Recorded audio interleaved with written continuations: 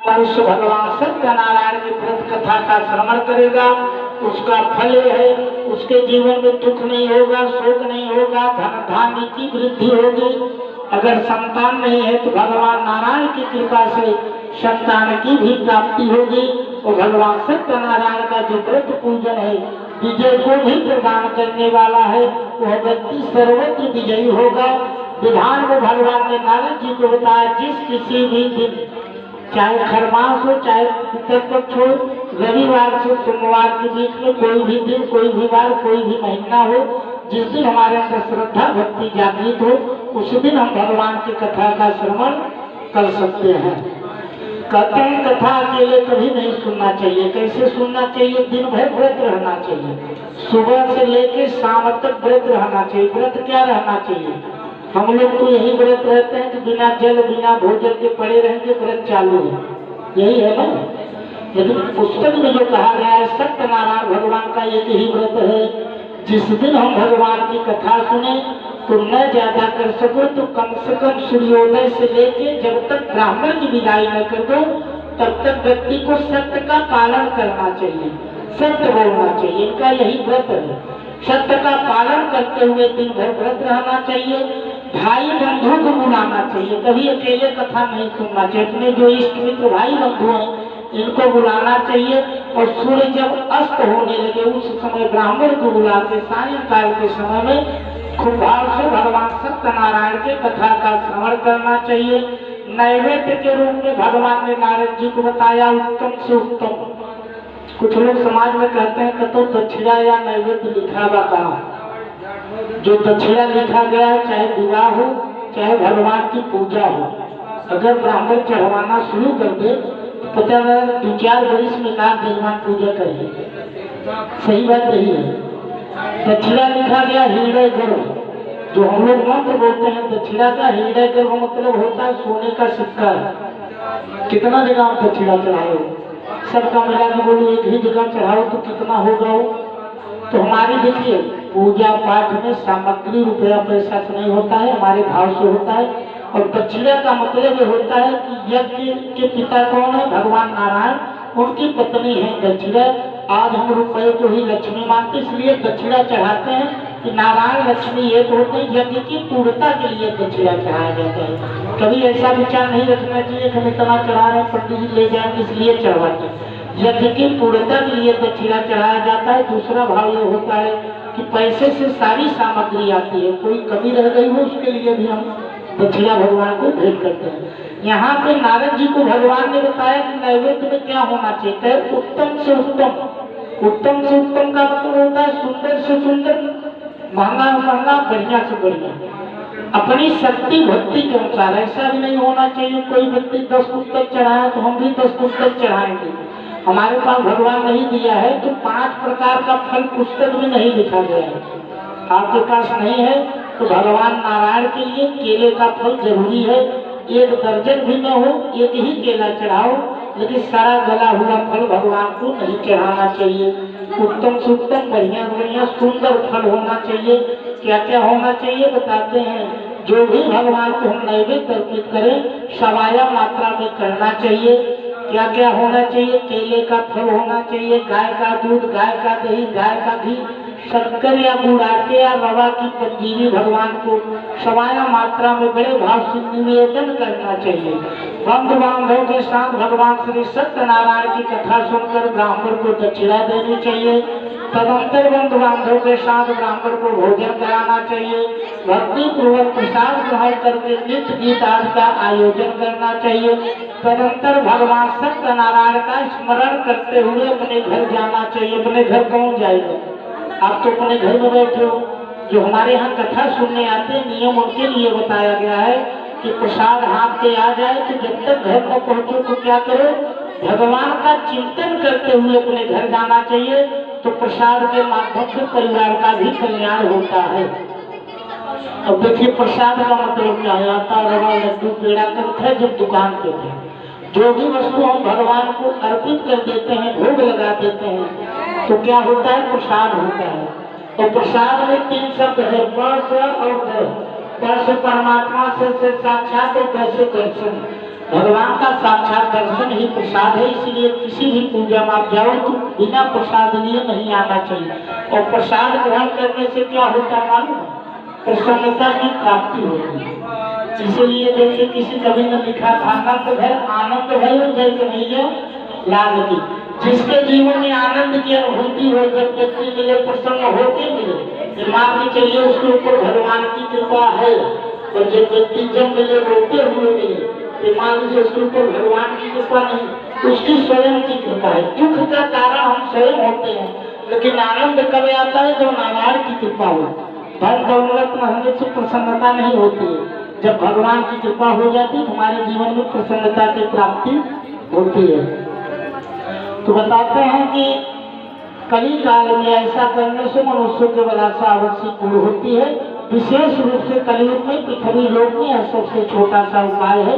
इस श्री देवाखंड श्री सत्यनारायण कथाया प्रथमोध्याय बोलिए सत्यनारायण भगवान की जय।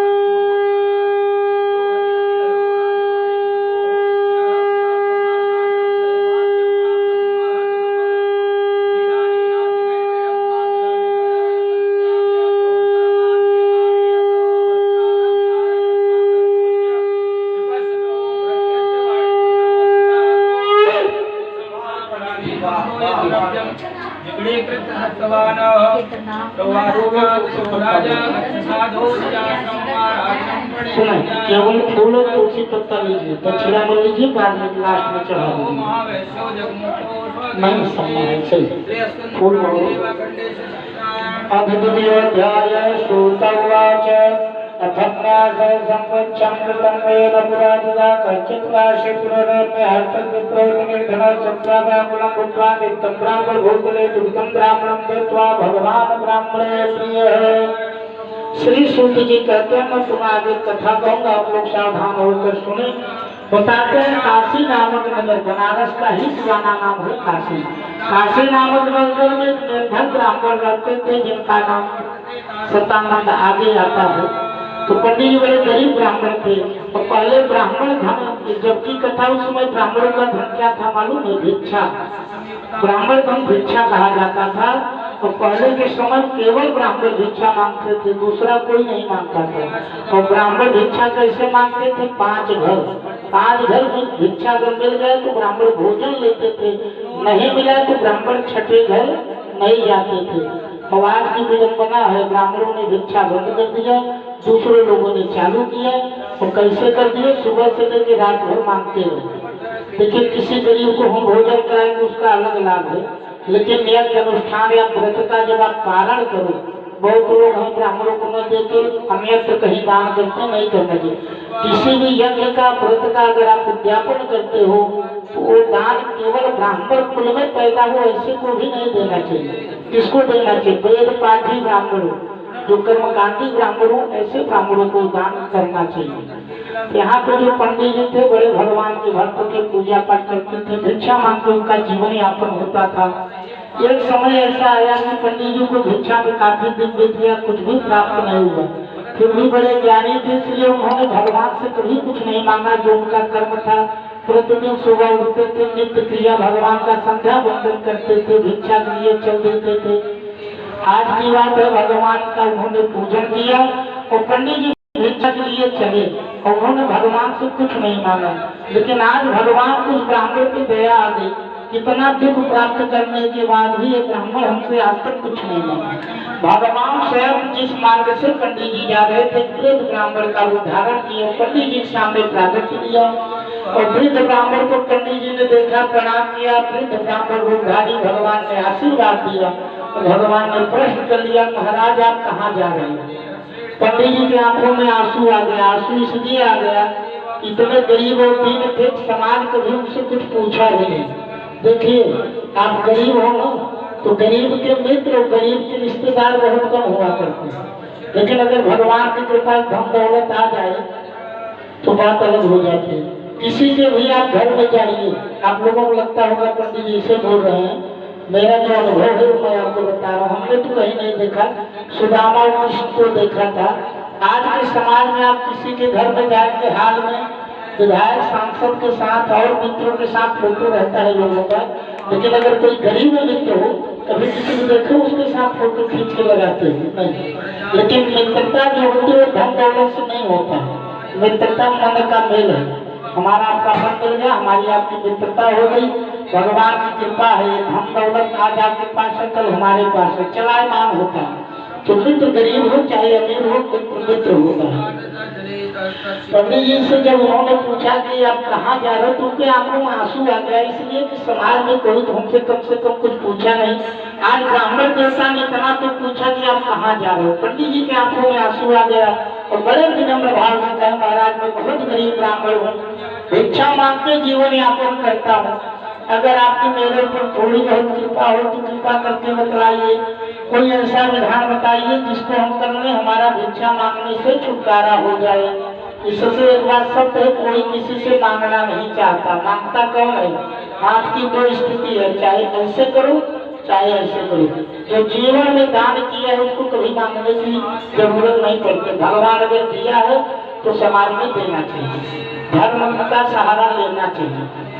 तो पंडित जी ने जब इतना कहा, भगवान उनका कल्याण करने आए थे। भगवान ने बताया, महाराज एक सत्यनारायण भगवान का व्रत पूजन है, श्रद्धा विश्वास और भक्ति के साथ अगर आप करोगे, आपका भिक्षा मांगने से छुटकारा हो जाएगा। पंडित जी ने देखा है ब्राह्मण हो के कह रहे हैं, ब्राह्मण जो कहता है वो सत्य बात होता है, इसलिए उनको उस ब्राह्मण के बात में पूर्ण विश्वास हो गया और पूर्ण विश्वास के साथ उन्होंने संकल्प लिया और कहा, महाराज आज मैं भिक्षा मांगने जा रहा हूँ, भिक्षा में जो भी धन प्राप्त होगा उसी से हम भगवान सत्यनारायण के व्रत और पूजन को करेंगे। और रामचरितमानस कहता है, जहाँ पर कृपा राम की होई ता पर कृपा करे सब कोई, आप हो चाहे हम हो। भगवान की कृपा अगर आपके ऊपर है तो समाज भी आपके साथ खड़ा रहेगा, और जिस दिन इनकी कृपा हट गई तो कोई पीछे खड़ा होने वाला नहीं मिलेगा। तो ब्राह्मण को भगवान की कृपा होने के नाते भिक्षा मांगने गए। 5 घर की बात छोड़िए, 3 ही घर में इतनी भिक्षा मिली, झोली नहीं उठी। पंडित जी बड़े प्रसन्न हुए और जो दाल चावल आटा मिला था उसको मार्केट में बेच देते हैं, जो मूल्य रुपया प्राप्त होता है उसी से पूजन की सारी सामग्री लेके अपने घर जाते हैं। भाई बंधु ब्राह्मण को बुलाते हैं, बड़े भाव से भगवान की कथा का श्रवण किए। धीरे धीरे पंडित जी हर पूर्णिमा को भगवान की कृपा कथा सुनने लगे और भगवान की कृपा हो जाती है। जहाँ टूटी हुई झोपड़ी बढ़िया महल बन गया, नौकर चाकर हो गए। तो पंडित जी गरीब थे, धनवान हो गए। तो जब गरीब थे पंडित जी तो भिक्षा मांगा करते थे। आज जब धन दौलत हो गया तो पंडित जी क्या किए, दान देना प्रारंभ कर दिया। अब पंडित जी का नगर में जाना बंद हो गया, लेकिन जब पंडित जी भिक्षा मांगने जाया करते थे नगर में तो एक लकड़हारा लकड़ी का व्यापार करता था। पंडित जी और लकड़हारे में मित्रता थी, दोनों मित्र थे। तो पंडित जी का तो नगर में जाना बंद हो गया, लेकिन लकड़हारा आज भी वही करता है, लकड़ी का व्यापार। एक दिन की बात है, लकड़हारा लकड़ी का गट्ठर बनाया, व्यापार करने चला। उसके मन में विचार आया कि पंडित जी काफी वृद्ध थे और गरीब भी थे, काफी दिन हो गया मिले नहीं, जरा चल के हाल चाल लेता हूँ।